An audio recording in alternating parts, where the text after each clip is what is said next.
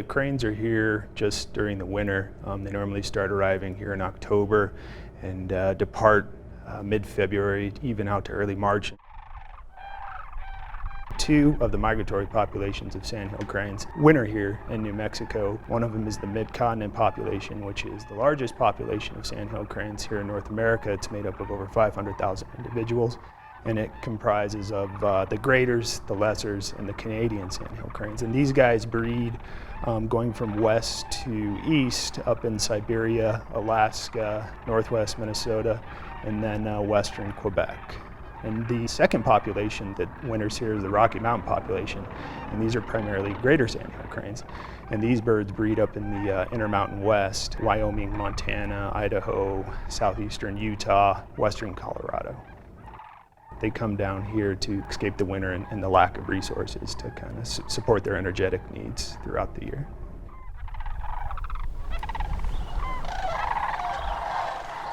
Come dawn, they leave the roost sites and start going out into the agricultural fields where they spend most of the day and acquire resources for energy, but also rest and just maintain.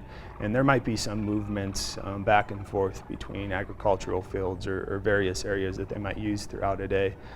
However, if there's not a lot of disturbances, these birds are trying to conserve as much energy as they can, so they don't want to increase expenditures unnecessarily.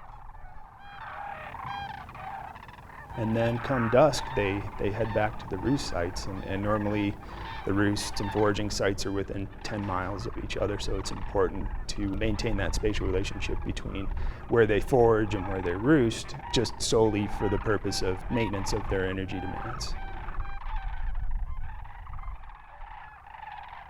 The birds roost actually in the Rio Grande in shallow water. That's a pretty big requirement, so shallow water anywhere from about 4 inches up to 12 inches in depth.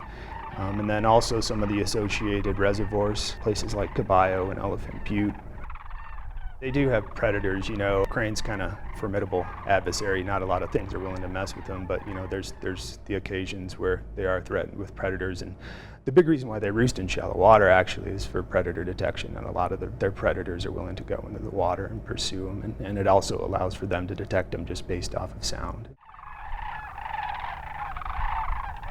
Cranes are a very gregarious species of bird, highly social. They congregate in large groups, they migrate in large groups, they roost in large groups. And then there's different kind of subsets of the groups which you might see them in aggregates outside of some of these larger groups that roost together. So there's family groups, there's sub-adult groups, there's breeders, so mated pairs, and then there's also groups of non-breeding birds that aren't necessarily paired up with a mate. The sandhill cranes are perennial monogamists, so they form long-term pair bonds with a mate, and that normally lasts a lifetime if the mate doesn't die.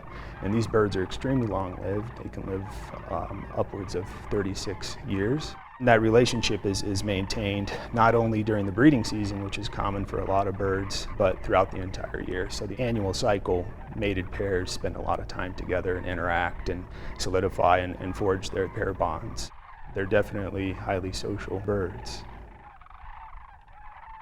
A big issue is the forage availability for these birds, particularly here on the wintering grounds, but also on the breeding grounds, is changes in the landscapes. Shifts in agricultural practices away from grain production towards more of commodity crops has potentially reduced the availability of food resources for these birds. We currently have research ongoing that's looking into how these impacts influence the population, how these birds respond to these changes, and potentially looking at future scenarios of change, whether it be drought or changes in the distribution of resources on the landscape, and how these birds respond to those changes.